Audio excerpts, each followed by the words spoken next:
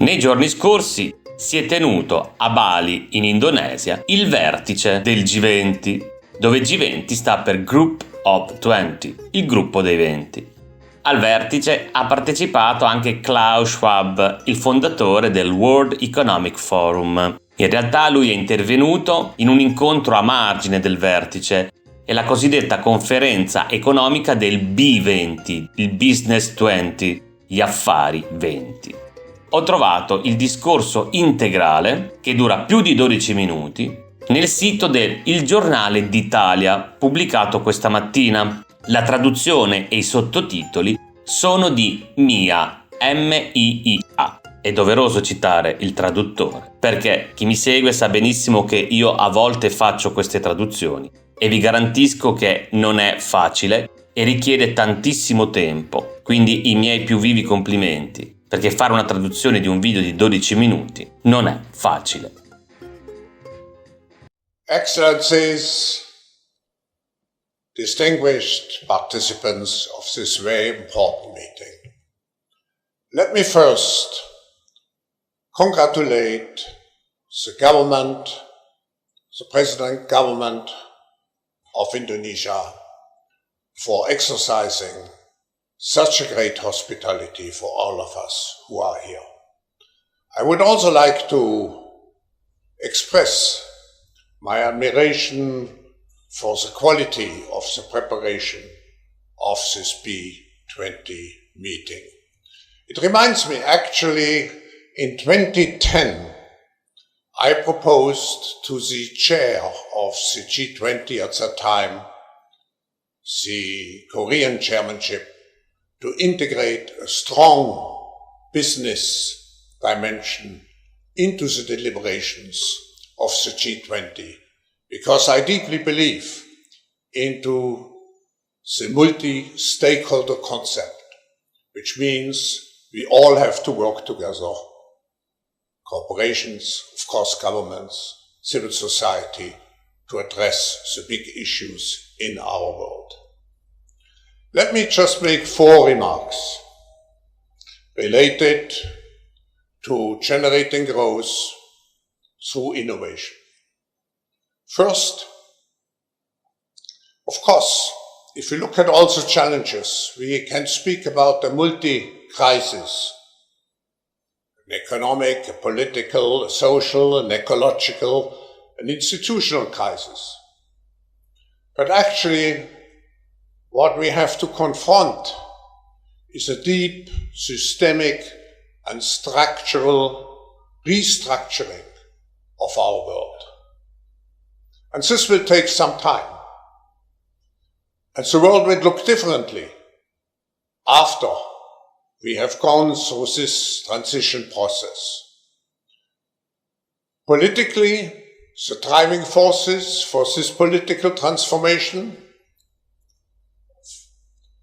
of course, is the transition into a multipolar world, which has a tendency to make our world much more fragmented. But for these reasons, events like this one, the G20, and so on, are the very important connectors to avoid a too great segmentation, I would say, blockization instead of globalization of our world. If you look at the economic transformation forces, I just would like to mention 4. The energy transition which we need, and where Indonesia is playing a very important role. Second, the reshaping of our supply chains, where Indonesia can play a very important role. Then I would also say the integration of external costs. Just look at plastics. 10 billion tons a year of plastics are moving into our oceans. And for this reason, I'm so pleased that on the occasion of this G20, B20 meeting, we can announce and inaugurate an O20 to take better care of our oceans. But in addition to the reshaping of our supply chains, of the energy transformation, of internalization of external costs, we also see the consequences of militarization of our economies. Now, this all means, at least at the beginning, a cost burden. Now, if you restructure a company, you write off the costs, and of course, the shareholders are suffering. If you restructure an economy,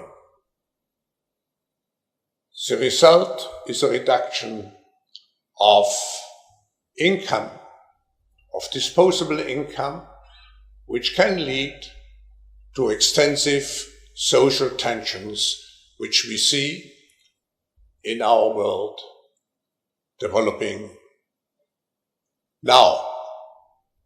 How do we deal with this transition, which may last for several years? Not just applying crisis management, not just reacting, but constructing the future with a purpose. We should use this transition time with a clear concept of what we want to achieve, how we want to come out of this transition time. We want to come out as a more sustainable, more resilient, and more inclusive world. Now, my second point relates to the fourth industrial revolution the minister mentioned. When I wrote the book about the fourth industrial revolution and conceptualized the idea of this revolution, I described 23 technologies. And at that time, only 5 years ago, many of those technologies were considered science fiction. Today, they all have become realities, and new technologies we have to deal with. Quantum technology, the metaverse, and I'm very proud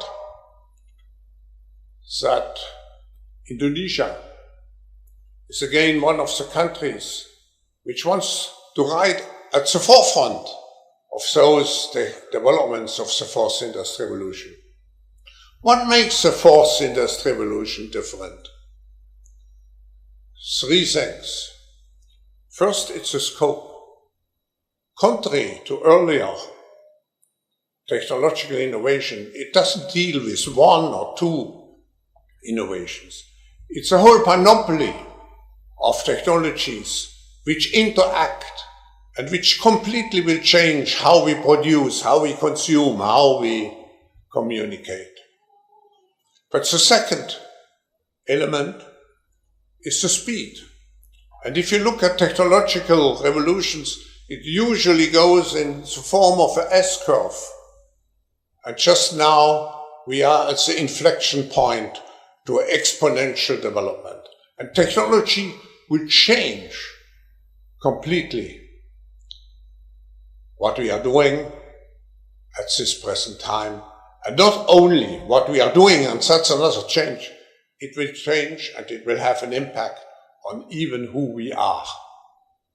Just look how even the internet has changed to a certain extent our identities over the last 20 years. I'm very proud that the forum is also at the forefront of those new technologies, and we will showcase, even here in the context of our presentation of the Ocean 20 initiative, how you can use the metaverse in order to create much deeper and much more extensive and comprehensive global dialogues. My additional third point, the third difference which we see in the fourth industrial revolution is the fact that the winners take it all. Contrary to the previous industrial revolutions, it's very difficult to copy. So if you are first mover, you are the winners. And this will determine global competition on a national, but also on a business level to a large extent, and I hope in a not too hostile way in the coming years. Now just two last points. Public-private cooperation.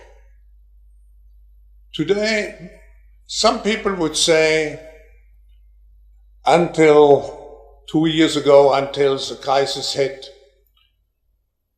it was business who was in the lead. And now with the crisis, with COVID, it's government who is in the lead. No. It should be governments and business. Governments and business have to cooperate in order to become a fast fish. Because in our world of today, it's not anymore so much the big fish who eats the small fish, but it is the fast fish who eats the slow fish.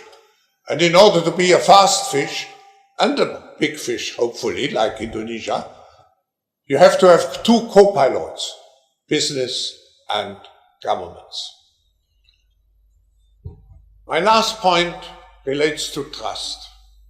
If business is really a force for good, which it has to be, business has to practice stakeholder capitalism. Such a concept I wrote a book about over 50 years ago, and I devoted my life to the promotion of stakeholder responsibility. Business should not only serve shareholders, but has to serve the people and to take care of our planet. Only in such a way business will earn the trust which it needs to be an innovative force to make our society a better society. Let me conclude.